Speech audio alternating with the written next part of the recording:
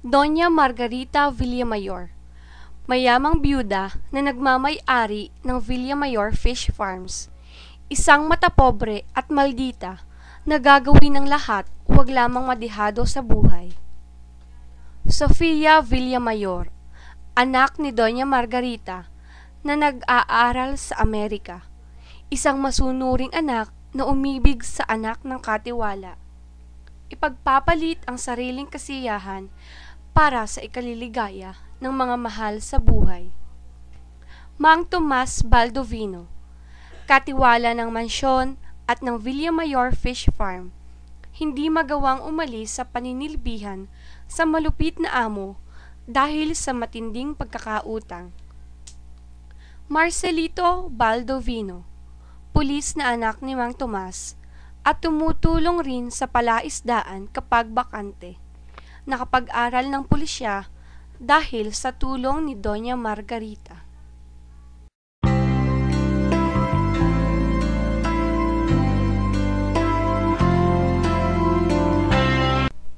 Inihahandog ng Bartix Production sa panulat ni Lia Gloria ang isang istoryang susubaybayan hanggang huli. Pakakaabangan ang bawat eksena dahil sa tamis ng pag-ibig at sakit ng pighati. Narito ang Magdusa Ka!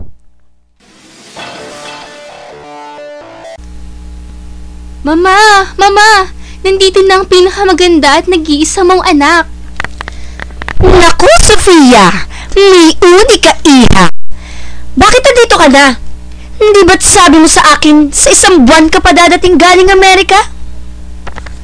Mama, ayaw mo pa bang nandito ako? Sinabi ko lang na sa isang buwan pa ako uuwi. Pero ang totoo, ngayon po talaga ang balik ko para masurpresa kayo.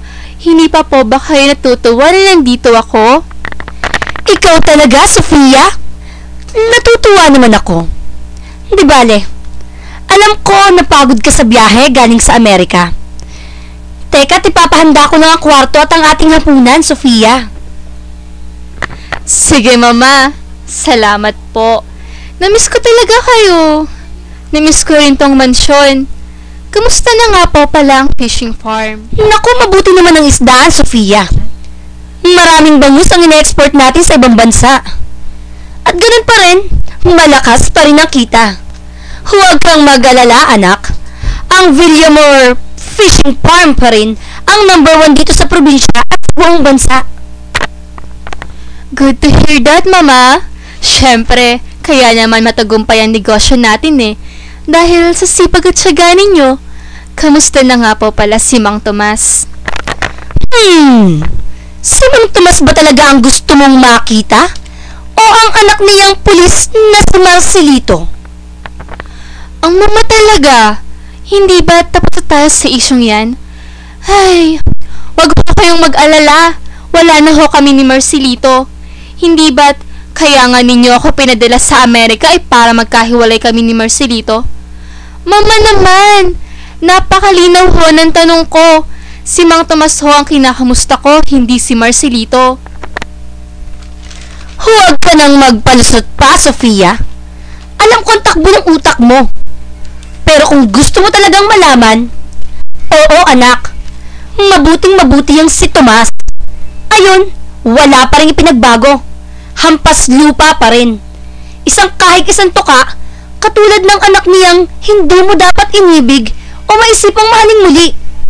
Ang tulad ng kanilang pamilya ay hindi bagay sa alta sosyedad na uri natin. Por favor, anak. Huwag ka na muling makuhumaling sa lalaking yan. Ni huwag mong titingnan. Naku, Mama. Kararating ko lang. Para sermonan mo agad ako. Lalabas na nga lang muna po ako para magpahangin. Dahil parang uminit dito sa loob ng bahay. Nga po pala, mamaya ko na lang ibibigay ang mga pasalubong ko sa inyo.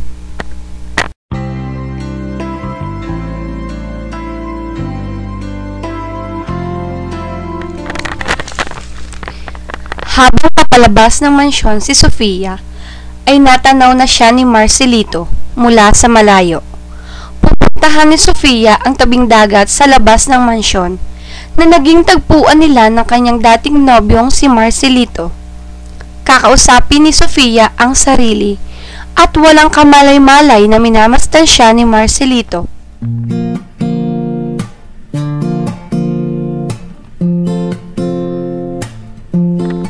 Ang mama talaga. Napakasimple ng tanong ko, ang haba agad na sinabi. Nanermon pa? Ano naman kung kamustahin ko si Mang Tomas o si Marcelito? Wala namang mali dun. Trabahador naman namin sila. Pero, ano na nga kaya? Kamusta na kaya si Marcelito? Ay... Dahan-dahang lalapit si Marcelito kay Sofia. Gugulati ng binata ang kanyang dating nobya at dahil alam na ni Marcelito na may kiliti si Sofia sa may tagiliran, kukulitin niya ito para gulatin. Ano ba yan? Tinig na binabanggit mo ang pangalan ko. Dahil doon, hindi ko iisiping iniisip mo rin ako. Ikaw ha? Kailan ka nga pala dumating? Kani-kanina lang. May jet lag pa nga ako. Nakakapagod ang biyahe. Ayos lang yan. Dahil pagod ka sa biyahe. Gusto mo ba ng masahe? Ikaw talaga? Marcelito, puro kakalokohan. Hindi ka pa rin nagbabago. Pagbiro ka pa rin. Alam ko naman yun. Pero, alam mo ikaw? Hindi ka pa rin nagbabago. Maganda ka pa rin katulad ng dati. Katulad ng dati? Oo, maganda ka pa rin. Parang pag-ibig ko sa'yo. Hindi pa nawawala kahit 4 na taon na tayong hindi nagkita. Marami nga pala akong pasalubong sa inyo ng tatay mo. Mga tsokolate, pabango, mga damit. Iniiba mo naman ang usapan, Sofia. Kamusta nga pa ang buhay mo doon sa Amerika? Masaya naman, Marcelito. Pero, iba pa rin kapag nandito sa sariling bayan. Tama ka doon. Pero alam mo ba kung bakit mas gusto mo dito? Bakit naman? Kasi nandito ako. Ikaw talaga, ha? Hindi naman, pero alam mo, Sofia, balita ko maraming pogi Amerikano at Pilipino doon sa Amerika. Mga mayayaman pa. Saan mo naman nabalitaan yan, Marcelito? Doon sa kababata nating anak ni Aling Huling. Yun bang si Christina? Nakapangasawa na yun na mayamang kano doon. Siguro marami ka na rin naging nobyo doon, ano? Nobyo? Ikaw naman, Marcelito. Wala naman ako nagiging kasintahan doon. Mga manliligaw, pero wala eh. Bakit naman wala? Iisa lang kasi ang alam ng puso ko. At kahit saan pa ako dalhin, iisa pa rin ang aking babalik-balikan. At kahit na umalis ako ng bansa, naiwan dito ang puso ko. Alam mo naman yan eh. Wala pa rin ipinagbago? Meron. Nadagdagan lang ng pagmamahal ko sa taong iyon. Maaari ko bang malaman kung sino yung napakaswerteng lalaki na tinutukoy mo?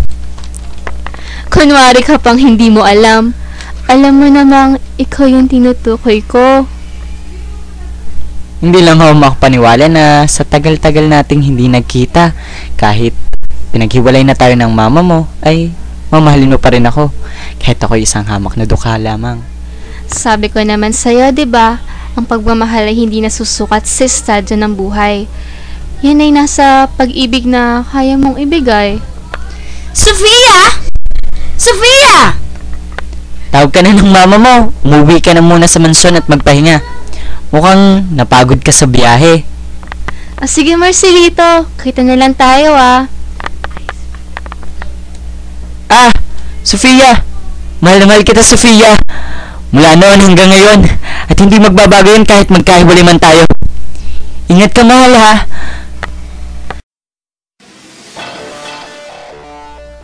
Oh, Mama! Bakit niyo ako tinatawag? Sofia! Anak! Nandito ang hapunan, wala sa labas. Kararating mo lang, lumalandi ka na naman agad. Ganyan ba kita pinalaki? Pinapag-aral kita. Pagkatapos, lalandi ka lang sa kung sino-sino? Aba, mahiya ka naman sa sasabihin ng aking mga amiga. Mama! Mama! Maaari lang po bang igalang natin ng pagkain? Kumain na nga lang po tayo. Kumain ka na lang mag-isa. Nawalan na ako ng gana. Buwisit. Malalagot sa akin yung mag-amang busabos na yan. Humanda sila sa akin bukas.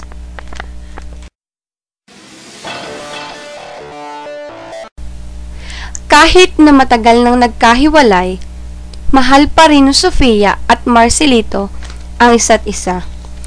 Ang pag-iibigan nila ay hindi matitinag, panahon man o distansya, kahit ni Doña Margarita. Pero ano nga ba ang naghihintay kay Marcelito at sa ama nitong si Mang Tomas? Anong gagawin ni Doña Margarita sa Villamayor Fish Farm? Abangan yan dito lamang sa Magdusa Ka.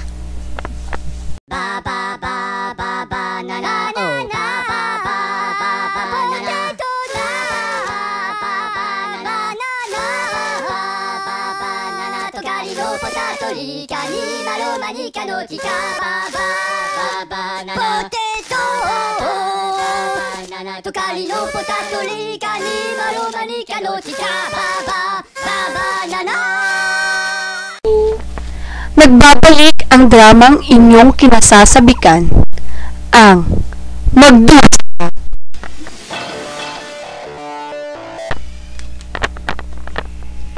Tomas? Kamusta mga bangus natin dyan ngayon?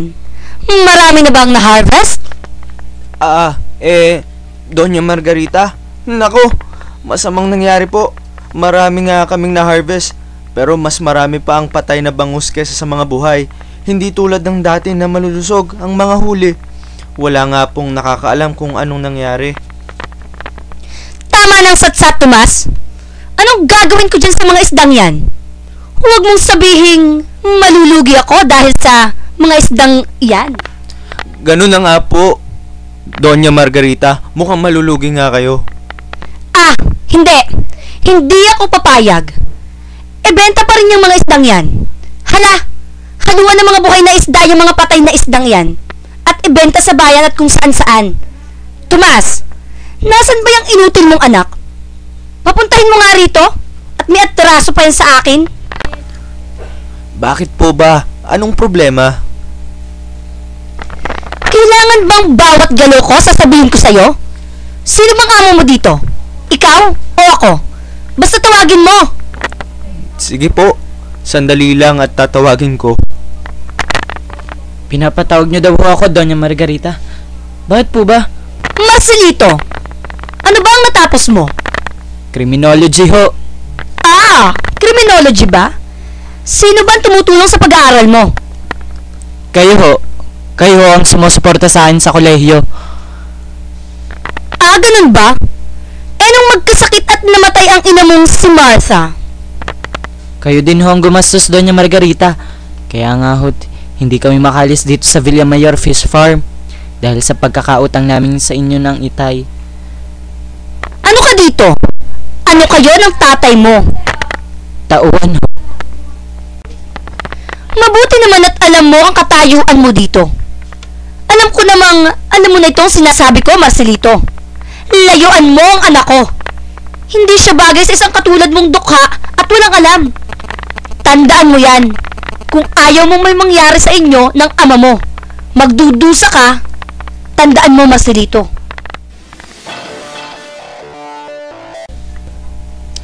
Nakakapagod ang araw na ito, anak. Pagkakain, matutulog na agad ako. Ako rin po, itay.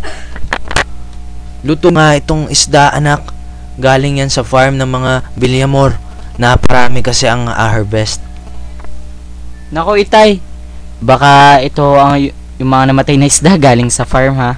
Pero alam niyo, itay, hinala ko. Kaya namatay yung mga isda na yon dahil sa overcrowding. O kung hindi naman ay nalagyan ng lasong sulfur o cyanide ang mga cage ng isda.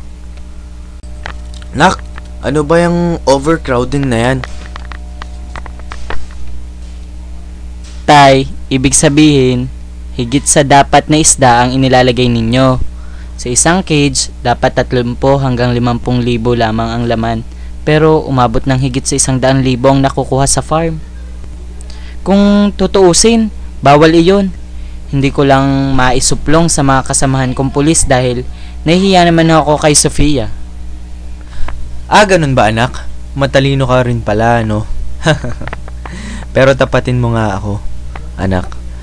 Mahal mo pa ba si Sofia, ano? Oo naman, Itay. Di naman nagbago yun. Ganoon din naman siya. Pinagtapat niya sa akin kagabi nung magkita kami. Mahirap yan, anak. Alam nyo naman tutol na tutol si Margarita sa inyo. Baka kung ano naman ang gawin noon para maghiwalay kayo. Tay naman, kumukontra agad kayo. O siya, eto po at luto na ang isda. Mauna na po kayong kumain, maliligo lang ako. Sige anak, gutom na rin ako. Woo! Sarap maligo! Nakaka-presko! O tay, baka na inubusan nyo ako ng isda. Tay! Doktor! Gamutin ho ninyo ang tatay ko. Kumakain lang siya nung umalis ako. Pagbalik ko, bumubula ng bibig niya. Nawala siya ng malay. Doktor, gamutin po ninyo ang tatay ko. Para awawan niyo na. Itay! Labanan mo ang lason! Lumaban ka! Huwag ka munang mawawala, Itay! Itay! Magbabayad ang may gawa nito. Magdudusa sila. Pagbabayaran nila ang pagkamatay mo.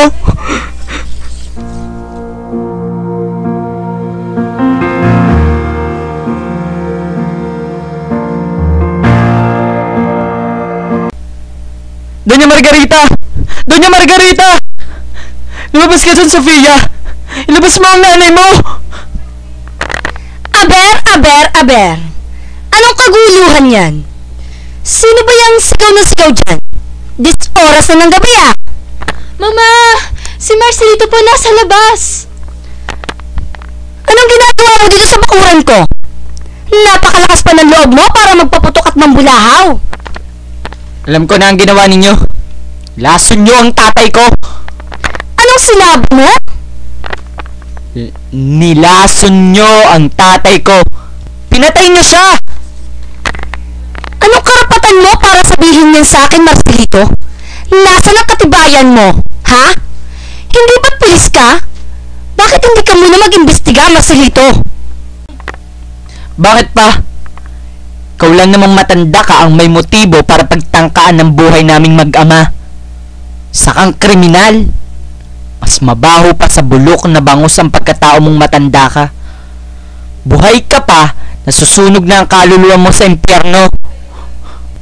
Marcelito! Huwag mo naman pagsalitaan ng ganyan ang mama ko! Tama na, Sofia! Sumusobra na ang nanay mo. Di mo lang alam ang mga anomalyang ginagawa niya sa fish farm. Ang pang-aapi niya sa aming mag-ama. Sa lahat ng trabahador ng farm at ano, papatay niya rin ako. Katulad ng ginawa niya sa tatay ko. Ano? Patay na si Mang Tomas? Oo, Sofia. Pinatay ng mama mo dahil binigay niya yung isda. Mama! Totoo ba? Binigyan mo nga ba ng isdang may lason si Marcelito at si Mang Tomas? Hindi ko naman nakalain mamamatay si Tomas. Gusto ko lang naman takutin si Marcelito para layuan ka niya, anak. Ano, Mama? Totoo ba? Hindi ko akalain na ganyan kayo kasama. Hindi pa ba sapat na paglayuin ninyo kami ni Marcelito? Abusuhin at maltratuhin ninyo silang mag-ama. At ngayon, matay na si Mang Tomas. At ikaw ba, Marcelito, ang sisingil sa mga pagkakamali ng mama? Ikaw ba? Pero ano bang karapatan mo? Perpekto ka ba tulad ng Diyos para humusga sa pagkakamali ng mama?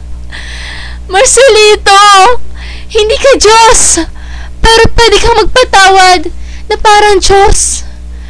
Patawarin mo ang Mama Marcelito! Sofia, napakasama ni Doña Margarita. Sagad sa buto ang kasama na ugali ninyo. Ayoko na, Mama. Hindi ko na kayang pakisamahan kayo. Aalis na ako sa bahay na ito. Sasama na ako kay Marcelito. Sige, kapag umalis ka, mawawalan ka ng mamanahin. Isipin mo magiging buhay mo kapag sumama ka sa lalaking yan. Maghihirap ka rin. Masasadlak sa putik na kinabibilangan nila. Mag-isip ka nga, anak. Kayamanan? Mama! Sa inyo na ho yung kayamanan ninyo. Hindi ko kailangan yan. Nakapag-aral naman ako at makakahanap ng matinong trabaho. Sapat na iyon. Narinig ninyo, Doña Margarita. Huwag kayong mag-alala. Maghirap man kaming dalawa, magiging masaya naman kami. Eh kayo, kahit anong dami ninyong kayamanan, kailanman, hindi kayo magiging masaya. Mamamatay kayong mag-isa. Anak! Huwag mo akong iwan, Sofia! Hindi ko kakayanin! Marcelito! Huwag kayong umalis! Huwag niyo akong iwan! Anak! Marcelito! Patawarin niyo ako! Magbabago na ako, anak! Bumalik ka lang!